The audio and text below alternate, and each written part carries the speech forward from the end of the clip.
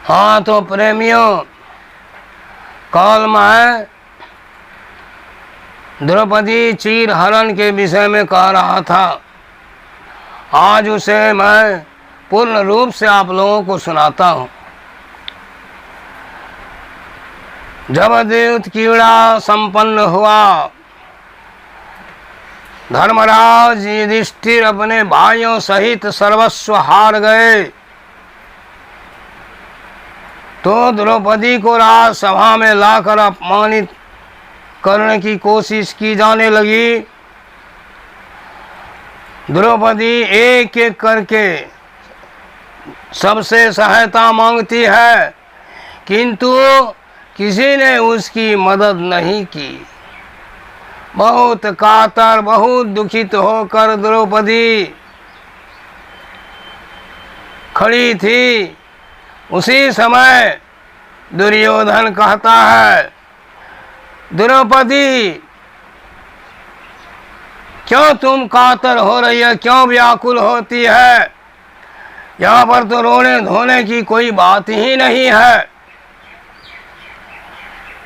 याद है? सुनो,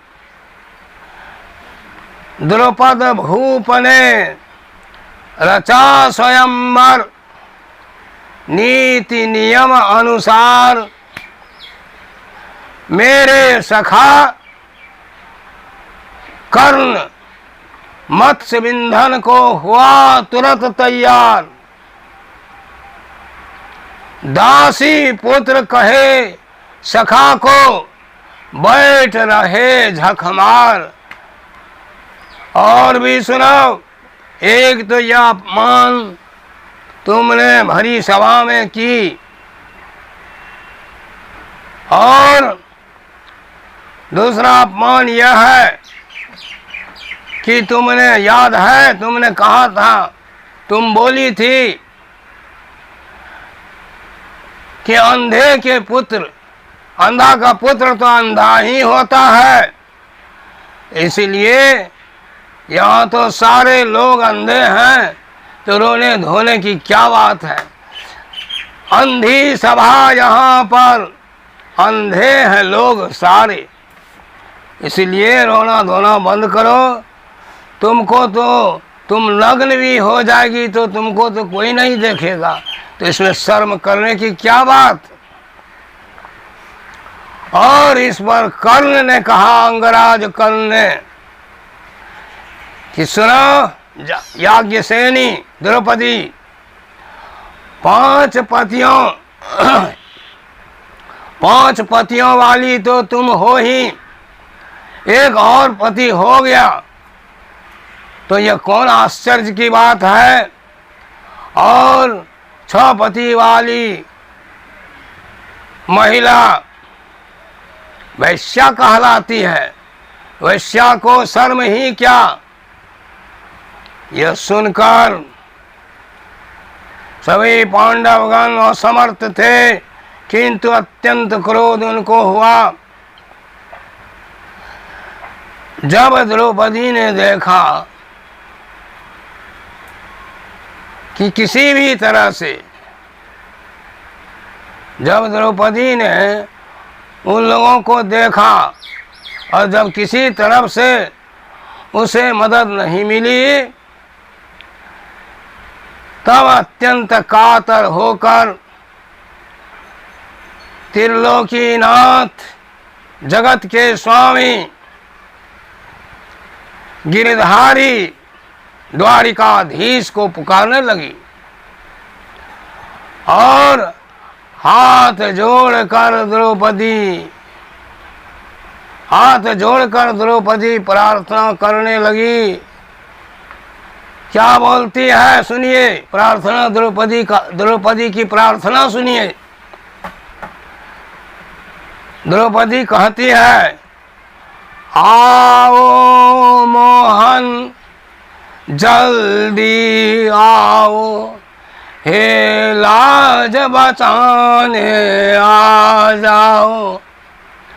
जो तन से साड़ी जाएगी वह लाज तुम्हारी जाएगी। शर्माओगे पछताओगे पर लाज तुम्हारी जाएगी। और द्रौपदी बांग्ला में भी स्तुति करती है, वह भी मैं आप लोगों को सुनाता हूँ। द्रौपदी जगत के स्वामी बनवारी कुंज विहारी विष्णु भगवान के अंशावतारी कृष्ण जी की स्तुति द्रौपदी बांग्ला में भी करती है। और यदि आप लोगों को समझ में नहीं आएगा तो मैं उसे समझा दूंगा। द्रौपदी कहती है, सुनिए द्रौपदी की प्रार्थना। ऊहे प्रभु कृपा सिंधु अनाथा जनेर बंधु अखिलेर विपद भंजन।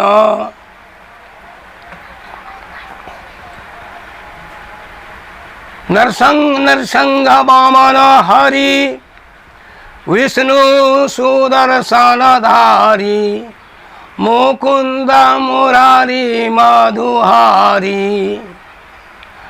जहार उज्ज्वल चक्र काटिला मस्तक नक्र ताहारा चरण युगे अस्मरिया सपीनु अंगे।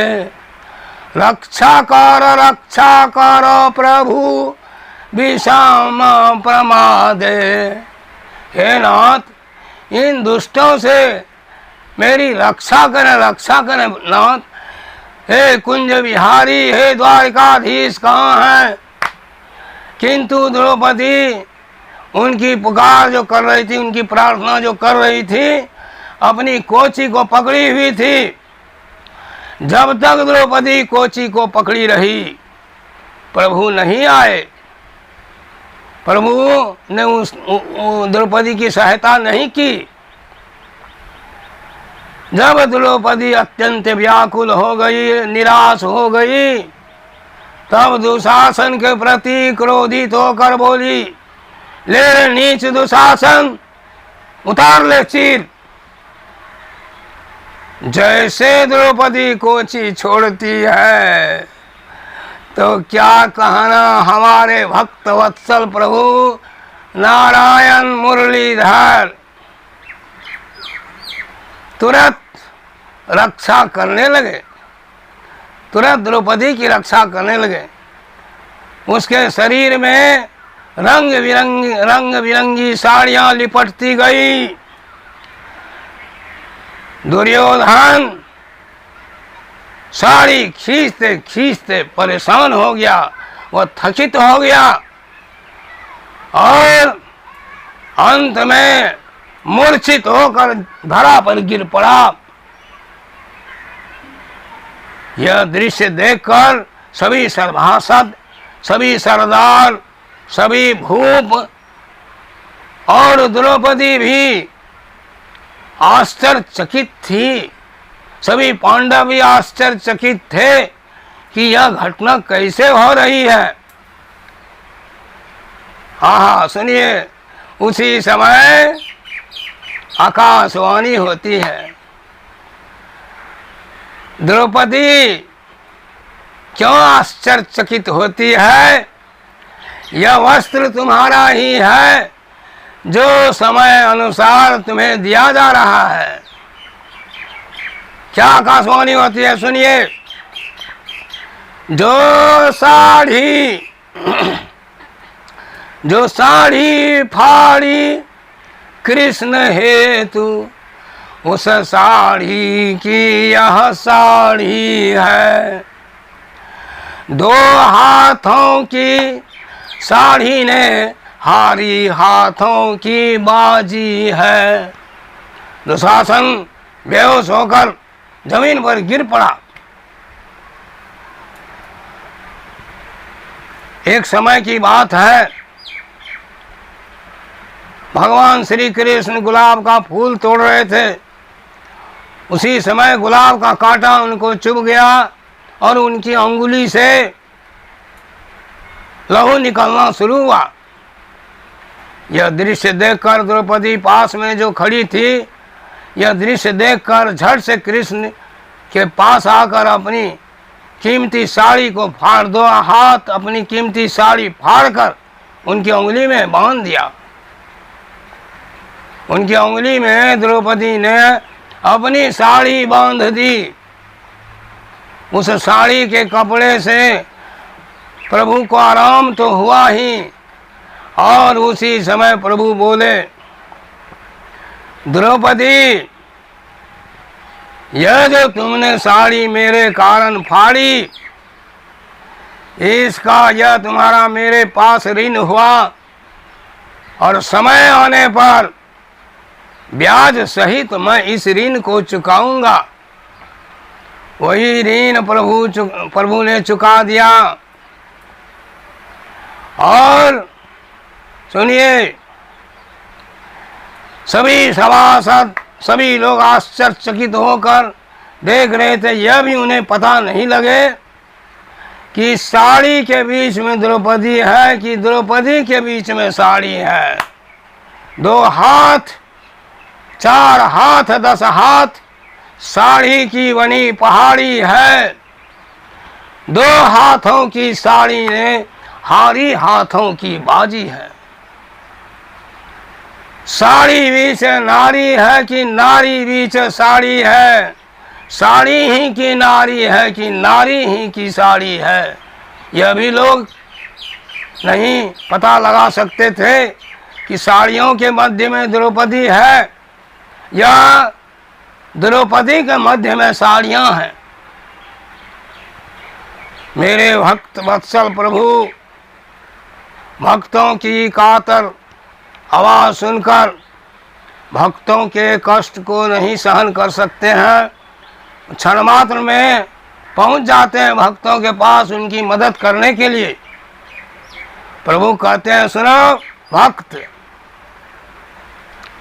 मुझे पत्थर मत समझो, नरम हूं मोम से बढ़कर, जरा सी आह छोड़ोगे पिघल बस आप आऊंगा। प्रभु का कहना है कि हे भक्त, मुझे पत्थर मत समझ, मैं निर्दय नहीं हूं। अगर तुम कातर होकर मेरा स्मरण करोगे, क्षण मात्र में मैं तुम्हारे पास तुम्हारी मदद के लिए पहुंच जाऊंगा। और कहते हैं कि न अहम वसामि वैकुंठे न जदैव यक्षश्च न क्षीर सागरे, अहम सर्वत्र वसामि अस्मरणात् कातर स्वरेन अस्मरणात् अहम आगच्छामि। सुनो भक्त, मैं सर्वव्यापी हूँ। न तो मैं क्षीर सागर में रहता हूँ, न तो मैं देवताओं के मध्य में रहता हूँ, न यक्ष के बीच में रहता हूँ। मैं तो सभी जगह वर्तमान रहता हूँ। और मुझे पत्थर मत समझ, निर्दय मत समझो। मुझे अगर तुम कातर स्वर से बुलाएगा, क्षण मात्र में तुम्हारी मदद के लिए पहुंच जाऊंगा। जिस तरह ताप के मिलने से मोम पिघल कर नीचे गिरता है, उसी प्रकार मैं भी मोम समान पिघल कर तुम्हारे पास आ जाऊंगा। द्रौपदी ने बंगला में जो स्तुति की उसका अर्थ बताते हैं। हे प्रभु कृपा सिंधु, हे प्रभु कृपा के सागर, अनाथ जनेर बंधु, अनाथों का आप बंधु हैं, अनाथों का रक्षक हैं। अखिलेर विपद भंजन, संपूर्ण संसार की मुसीबत को आप हटाने वाले हैं। प्रभु के बहुत से नाम लेकर द्रौपदी बोलती है, मुकुंद मुरारी मधुहारी, विष्णु सुदर्शन धारी, मुकुंद मुरारी मधुहारी। बहुत नाम लेती है द्रौपदी और कहती है, जाहर उज्ज्वल चक्र, जिसका उज्ज्वल चक्र, काटिला मस्तक नक्र। हे प्रभु, आपने सुदर्शन चक्र से गजराज की रक्षा करने के लिए घड़ियाल का वध किया। जाहर उज्ज्वल चक्र, काटिला मस्तक नक्र, नक्र माना घड़ियाल। ताहर चरण युगे, उनके चरण में मैं उनको स्मरण करके अपना शरीर अर्पित करती हूँ। रक्षा करो प्रभु विषम प्रमादे, हे प्रभु घोर मुसीबत में मेरी रक्षा करें। इस दृश्य को देखकर राजमंत्री महात्मा विदुर को न रहा गया। कहा, महाराज आप तो देख नहीं सकते किंतु समझ तो सकते हैं। यह जो पांडवों के साथ यह जो व्यवहार हुआ, द्रौपदी के साथ जो यह व्यवहार हुआ, एक समय यह भीषण दृश्य दिखाएगा और आपके सारे पुत्र मारे जाएंगे। जो प्रभु धर्म की रक्षा करते हैं और ये सभी भाई, पांचों भाई पांडव अत्यंत धार्मिक है, ईश्वर पर इनको अत्यंत आसक्ति है। विदुर कहते हैं, देखो ना आज धर्मराज, देखो ना आज धर्मराज,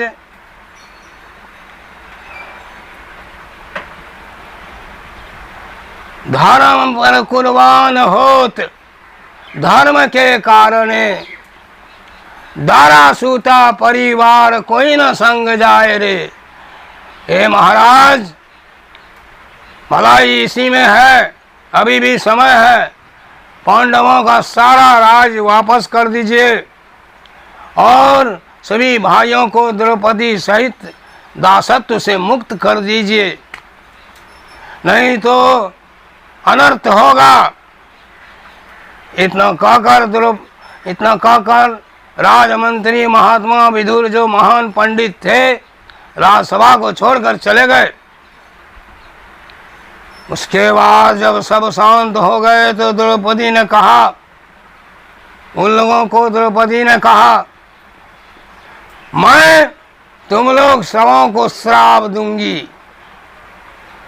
तब धृतराष्ट्र पत्नी गंधारी जोर से बोल उठी, नहीं बेटी ऐसा मत करो। उस पर द्रौपदी ने कहा, द्रौपदी ने सबों को कहा कि मैं और सबको तो क्षमा करती हूँ, किंतु दुशासन, कर्ण और दुर्योधन को अवश्य श्राप दूंगी। घोर युद्ध में इन लोगों की अत्यंत दुर्गति होगी। यह सुनकर सभी कांप उठे और रानी ने कहा, गंधारी ने कहा, महाराज क्या देखते हैं, सारा राज इन लोगों को वापस कर दीजिए और इन लोगों को दासत्व से मुक्त कर दीजिए। रानी के कहने पर धृतराष्ट्र ने सबों को दासत्व से मुक्त किया और उनका सारा राज वापस कर दिया। इसके बाद का जो प्रसंग है वह मैं कल कहूँगा। और सर्वे भवन्तु कल्याणम। आप लोगों का यश, धन, प्रगति की ओर चलता रहे। और मैं आप लोगों से इतना ही अनुरोध करूंगा कि मेरा यह बनाया गया वीडियो आप लोग प्रतिदिन देखने का कष्ट करेंगे।